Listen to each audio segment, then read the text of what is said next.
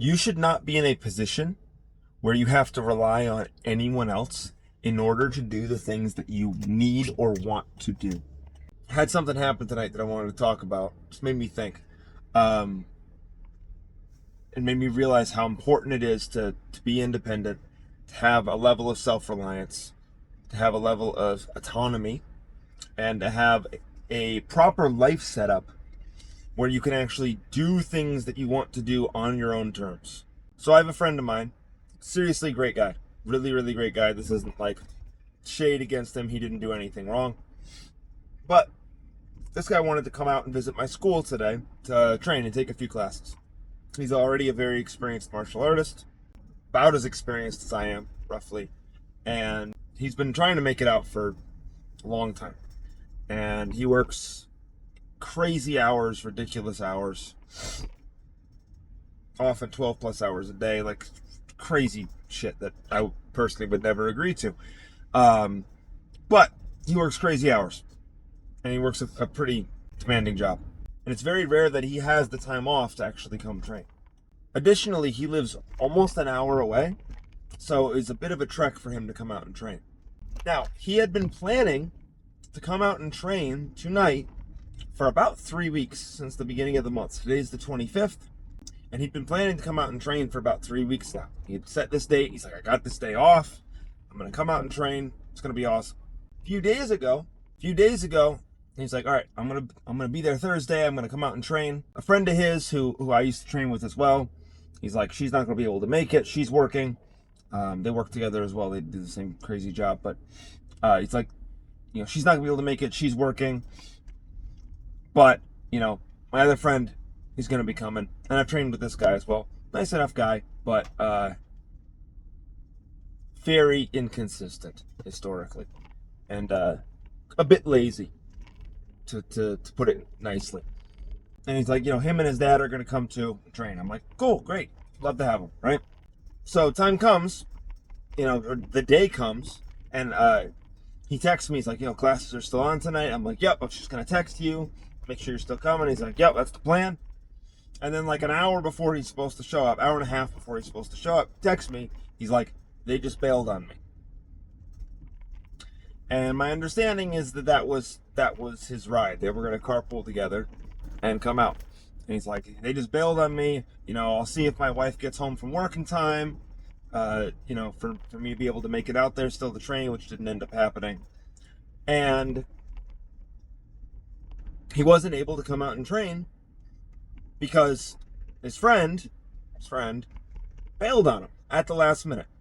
And he's rightfully pretty upset about this. It's like, I'm pissed.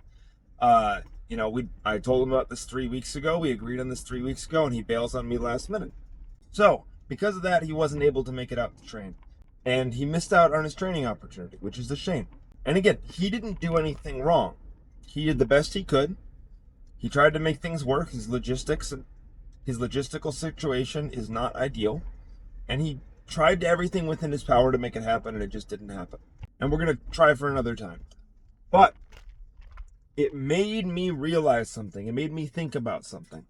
If you are in a position where your ability to go and do something that you want to do relies on somebody else, as a grown man, as an adult, then you need to work on your life setup.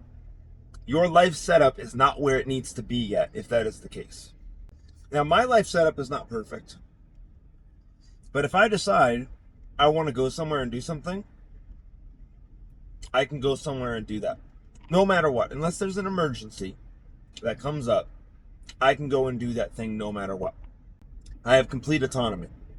So if you are still in a position in life where you can't go and do the things you want to do without other people going and doing them with you, I'm not saying it's bad to have friends or do things together with your friends. But if you have, for example, a friend and you're like, yeah, we're going to go to the gym together. And the time comes to go to the gym and work out. And he goes, nah, I'm not feeling it today.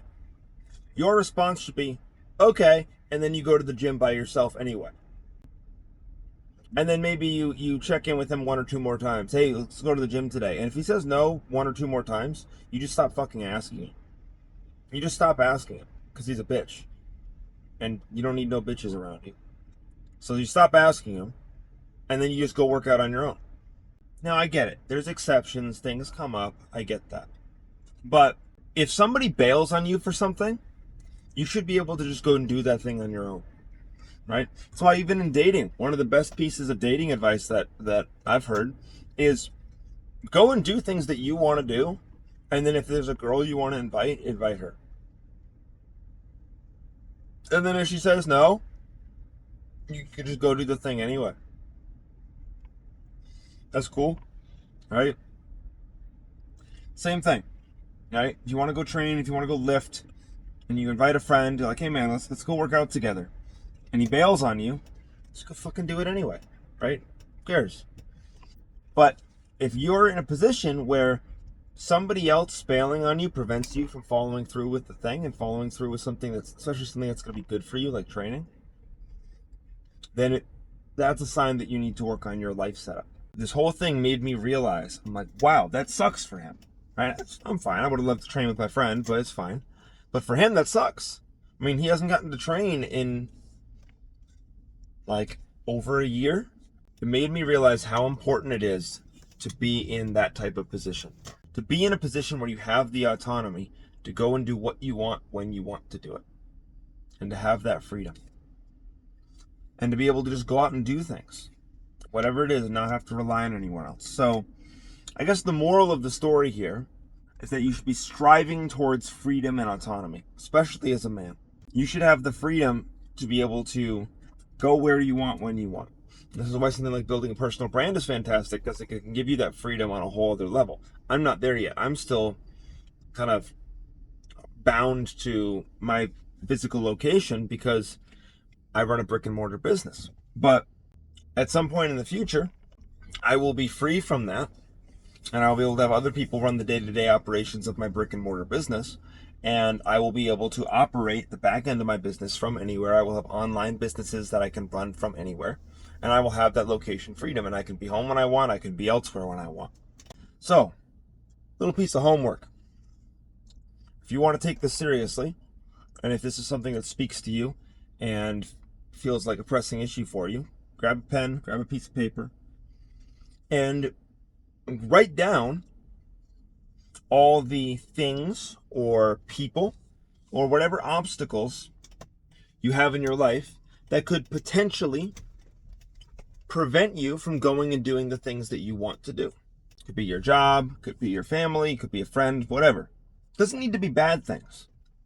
I'm not saying these things are bad, but they're things that are potentially preventing you from going and doing the things you want to do. Write those things down, and then write down ways that you could solve that problem. It doesn't mean you have to stop talking to your family, but if you're like, okay, I can't always go and do things because of my family. Well, why is that? Well, we only have one car. And some days other members of my family need the car. Okay, well, that's solvable. Make more money, save up, get your own car. Now you can go do whatever you want, whenever you want. Honestly, getting a car is one of the best boosts to your personal autonomy that you can get.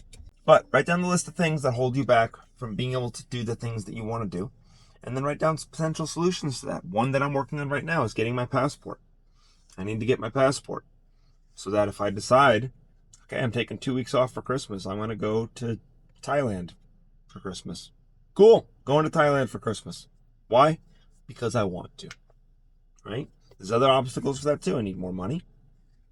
I'm probably going to need some other things figured out, but most people just accept the things in life that hold them back, whether it's people, whether it's lack of finances, whether it's whatever other limitations.